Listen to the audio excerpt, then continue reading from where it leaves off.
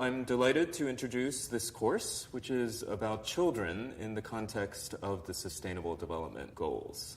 Children and youth have the most at stake in many ways in the process of implementation of the Sustainable Development Goals. They are the group that is arguably going to be the most affected by the changes that occur at the national and regional and global levels as a result of the SDGs.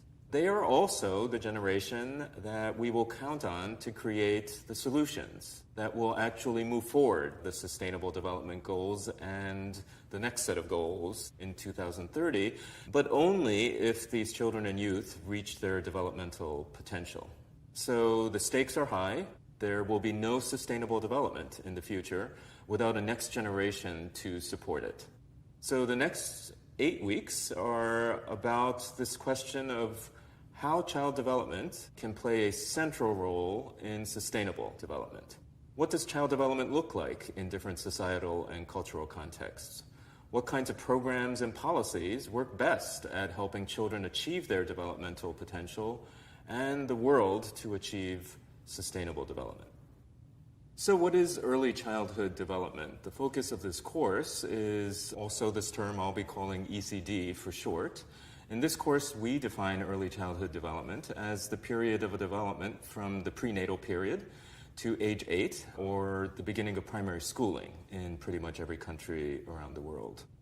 This covers a huge span from cellular and fetal development to what we think of as a third grade student. So that's a massive and really almost unimaginable amount of change. We'll also look at the programs and policies that can support human development during this time. And in the course, we're going to emphasize two kinds of evidence, two kinds of science that you're going to learn about. First is research on how children develop, and that includes both neuroscience, very exciting advances in that field, as well as the science of how culture and context affect child development. Second, we're going to look at another body of research, which is research on program implementation and impacts. What are the actual effects of programs and policies evaluated for their consequences in terms of child and youth and even later adult development? Because early childhood experiences, we'll learn, do have long-term effects on the life course. What is unique about early childhood development, and how is it different from later development? How is it different from adolescent or youth development, from development in adulthood, or aging? There's a few factors that make ECD unique. First of all, it's the period in human development when brain development is at its most rapid. It's also when humans are the most sensitive to environmental influence. So the developing brain is actually exquisitely sensitive to both enriching environments and adverse environments. Because of that, the foundations of lifelong health, learning, and behavior are really laid down in early childhood. It's a period of development which really only comes once, and if you miss it, there are some fairly long-term consequences for life course outcomes, for long-term disease, earnings, productivity, and the ability to contribute to a sustainable world. The period of childhood in humans is also unique relative to those of other species. So our brains are larger relative to our bodies in terms of size than any other species in the world. The human brain also has to undergo a longer period of physical and cognitive immaturity, and therefore the human body is immature for a much longer time relative to its lifespan than most other mammals. What does that mean? That means that the period of complete dependence of young children, infants, toddlers, preschoolers, on adults is much longer than in other species. So it covers certainly birth to middle childhood, which is really the core age period we're going to talk about in this course. But the period of partial dependence is much longer, and you can ask your friends how long it took for you to become completely independent from your parents, and you can think about your friends that way too. But in any case, in many cultures of the world, the period of adolescence is also viewed as one that is not quite yet adulthood. The human brain, just to give you a sense of the numbers, has 16 billion neurons compared to 5 billion for an elephant, or 9 for close relatives among the gorilla and ape families. So that's really a substantially larger brain, many, many more neurons to develop during the early childhood period. So because of this longer period of dependence on adults, any effort to enhance ECD has to support adult capacities and skills in raising children. And this means all adults who come in contact with young children. Certainly, most importantly, the parents, but also older siblings, aunts, cousins, relatives, and members of the community. Certainly also caregivers, teachers, those whose jobs it may be to help support children. So really, we all share responsibility for the care and development of young children. And the African proverb is really true, which is that it takes a village to support a child. So thank goodness that babies and young children are, in fact, cute. It turns out our brains are wired to think that babies in our own and even some other mammal species are cute. The certain kinds of baby features are things that even young children will respond to in terms of even younger children and infants. And this is where the link to the other courses in the SDG Academy come into play.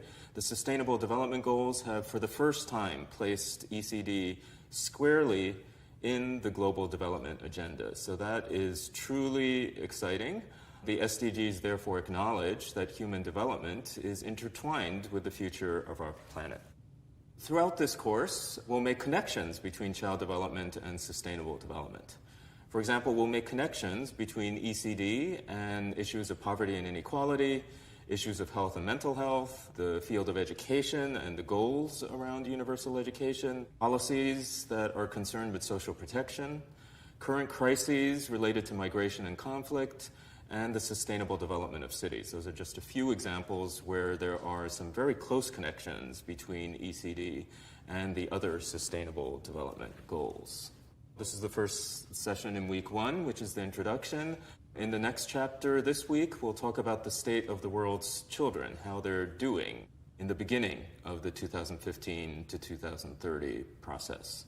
Then a couple chapters from Jack Shonkoff, who is a professor at Harvard University in their Graduate School of Education and the Chan School of Public Health. He also directs the Harvard Center on the Developing Child, which is a leading center on early childhood development, both in the United States and globally. He'll provide an overview of some central concepts in early childhood development, including how brain architecture is built in the first years, aspects of toxic stress and how toxic stress can derail early childhood development, and resilience, or what are the sources in families, communities, and policies that can address sources of stress and adversity to put that off-course development back on track. In week 2, Professor Kathy Tamas-Lamanda, who's a world expert on infant and toddler development, will take us through different domains of prenatal to about age 3 development. In week 3, I'll do the same for what child development looks like and what children are able to learn and achieve and do between about age 3 through the preschool and early childhood years and the entry to primary schooling. In week 4, we'll have some presentations by Professor Aisha Yousafzai, who is also at Harvard University at the Chan School of Public Health there. And she'll tell us about what health and nutrition programs look like, with a particular emphasis on the critical first 1,000 days of an infant's life. She'll also tell us how parenting support can be built into programs and policies for health and nutrition. The week after that, in week 5, I'll talk about 3 other areas of programs and policies. The first one being social protection, or how the most vulnerable in society, the economically disadvantaged, the marginalized, children with disabilities, groups that are discriminated against, how can programs and policies provide supports to these populations? I'll cover the area of education, and particularly pre-primary education, but also early child care. And then finally, child protection, which is protection of children from abuse, exploitation, and violence. And through both weeks 4 and 5, we'll have examples from different regions of the world, so we'll bring these thoughts and approaches alive by looking at actual examples of programs.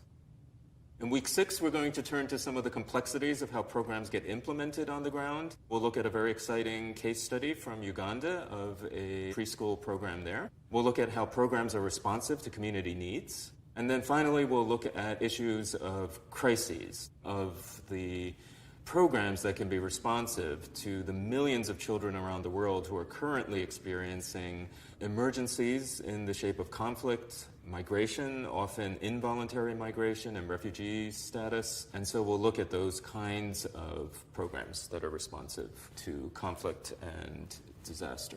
Turning towards the end of the course, in week 7, we'll look at how early childhood development policies are created. And how are these policies governed? What represents a good national approach to the institutions that can support early childhood development? Finally, in week 8, Professor Shonkoff from Harvard will return to tell us about how innovation can transform the field of early childhood development and how you, as the students in this course, can actually bring new innovations to the field of early childhood development. We will have some further examples of innovations from the field, and we'll have a very special interview with Pia Brito, who is the Senior Early Childhood Advisor for UNICEF. By the end of this course, we're hoping that you'll know quite a few things about early childhood development in the context of the Sustainable Development Goals. For example, you'll understand the ways in which children grow during this most rapid phase of development: physical, cognitive, social, and emotional.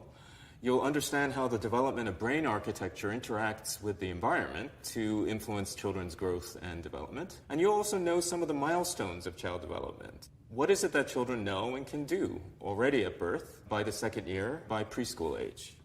You'll also know answers to questions like, how does child development vary across cultures and societies? How can programs and policies be structured for early childhood development? How can they best be implemented to achieve the Sustainable Development Goals related to children and youth? And then finally, how can innovation push forward the field of ECD program development, and how can you participate in that? We're very much looking forward to working with you on this course, and welcome.